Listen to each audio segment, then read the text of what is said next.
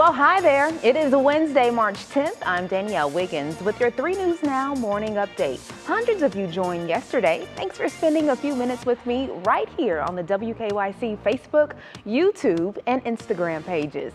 And as usual, let me know your thoughts on the stories covered in this 3 News Now morning update. Holly Strano is joining us in just a moment, but first we have some great news to tell you about. Always great to start this 3 News Now update with some good news. So mark your calendars because showbiz is back in Cleveland. Playhouse Square is going to announce its much anticipated lineup of shows on Wednesday, April 7th in a virtual broadcast. The shows for the KeyBank Broadway series are set to begin this fall. So Playhouse Square, they say that they also set new dates for the postponed shows Jesus Christ Superstar and My Fair Lady. Jesus Christ Superstar will return February 2022 and My Fair Lady will return in June of 2022. And the great news keeps coming. Take a look at this. Beautiful again in Northeast Ohio. So we have been enjoying spring-like temperatures around the region for a while, a few days. Now, Holly has how long these temperatures will last and when we'll see rain. Thank you, Danielle. And as we look ahead to the rest of the afternoon, gosh, is it nice and warm. Temperatures in the 60s. This is the view at noon. We're seeing some sunshine. We'll see more overcast skies working in this afternoon, but highs will be mid to upper 60s. So that's very warm for this time of the year. Remember, normal high is 44. Staying dry this evening. We will have mainly cloudy skies. Then we see a few spotty showers tomorrow early in the day. This is, again, very scattered. It's later in the afternoon that we start to track the more steady rain. This is the view at 3 o'clock tomorrow. So if you've got, maybe the school pickup tomorrow, that's when we're expecting a lot of this wet weather. It'll continue into the evening and even into the first part of our Friday before we start to see some clearing and cooler weather. In the meantime, for the rest of this Wednesday, warm, breezy, 67 for the high today. And it's going to remain very mild for tomorrow with, again, those showers a little bit later in the day. 50s and falling on Friday, more seasonal for the weekend as highs return to the 40s. We spring ahead 1 hour, don't forget. And the good news is the weekend looks dry. Then we're back to some shower chances for early next week. Danielle, back to you. Thank you, Holly. Now to a developing story many of you are interacting with on WKYC.com.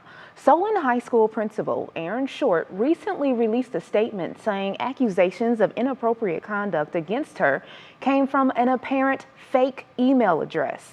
The statement says, quote, "The sender of this email created a fictitious email account by using a false name in order to falsely accuse me of inappropriate conduct." End quote. In that same statement, Short also said that it is an unfortunate sign of the times that anyone can hide behind a computer and defame anyone of their choosing with a few keystrokes. The accusation was received back in February, and it was serious enough that police were contacted and Short was placed on administrative leave. The Solon Board of Education is also fully cooperating with police in the investigation.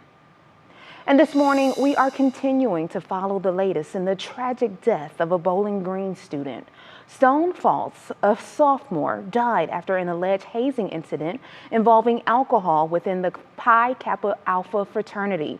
The frat has been placed on interim suspension as police investigate the 20-year-old's death. But some students are demanding a crackdown on fraternities and sororities. Hazing! Kill! Hazing! Kill!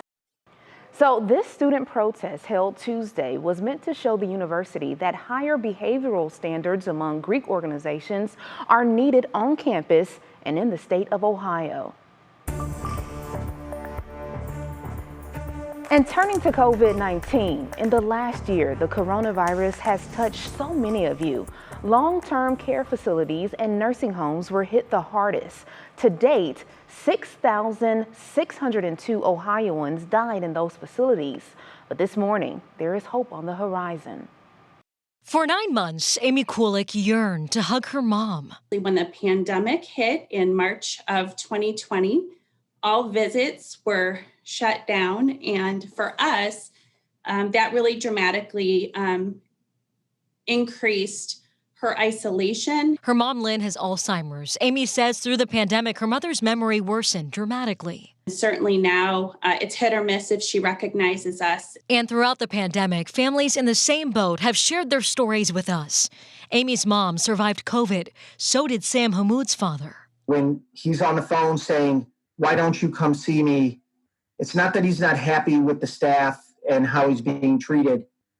I think that's more to the soul and the heart to say, like, hey, my family used to see me every day. What's happened? This was in May. Fast forward to today, he's been able to see his dad. The state's own data shows that 47% of all COVID deaths in Ohio have been tied to long-term care facilities. Similarly, those aged 70 and up make up 78% of all COVID deaths in the state. The death rate is higher for those with Alzheimer's by nearly 17%. But there is hope. Families are very hopeful. It's been a really long, hard year for them. At the end of February, Governor DeWine urged Ohio nursing homes to allow compassionate care visits. For Amy, she's able to reunite with her mom after she was transferred to Comfort Care Hospice. No, not through a window, but face to face. And they just celebrated her 70th birthday. Some are good days and some are bad, but we get to hug her, we get to hold her hand, we get to, have treats with her. So it's been really great for us emotionally, but also we think it's been really helpful for her. And that was Laura Queso reporting. Right now, the majority of nursing homes in Cuyahoga County have 0 cases of coronavirus. And after weeks of negotiation, Cleveland teachers are back in their classrooms today, giving students a chance to return to in-person learning later this week. It all comes after an agreement was reached Monday night. CMSD officials went through each building to point out what still needed to be done to make that return possible. The teachers union has agreed buildings are safe. Cleveland School Superintendent and CEO Eric Gordon said that the district spent a great deal of money to make sure they were fully prepared. This was really about proving that what we said was true is true, giving people those assurances. So we created building level teams that did 2 audits, one late last week and another one actually again yesterday, to do things like find and place their PPE that was in storage rooms and needed to be put out in classrooms, verify that signage was up, verify that the hand stations, sanitizing stations were in place. Cleveland schools will welcome students back gradually. Some students return to the classroom this Friday, while the majority of students will return over the next 2 weeks. Alrighty, now to the best news you will hear all day. Well, it turns out some of the best bagels in Northeast Ohio are also among the best in the nation. Food and Wine just came out with its Best Bagels in America list, and both Cleveland Bagel Company and University Heights staple Bially's Bagels made the cut. They each get glowing reviews comparing their offerings to the heavy hitters in New York City. As we know, well, New York is the bagel mecca. And a big congratulations goes out to Cleveland State University this morning. The men's basketball team is headed to the NCAA tournament for just the 3rd time in the program's history. The Vikings captured the 2021 Horizon League tournament crown last night with the 80-69 win over Oakland. So definitely an exciting year for the team, and congratulations to them. We are rooting for you. Well, thank you for taking the time out to join me for this 3 News Now morning update. Make sure to continue to check our social media pages and WKYC.com throughout the day. We will let you know the very latest updates on your stimulus check and that vote in the House on the COVID relief bill. I'm Danielle Wiggins, and I'll see you tomorrow morning on Go starting at 4:30 a.m. Have a great Wednesday, everybody.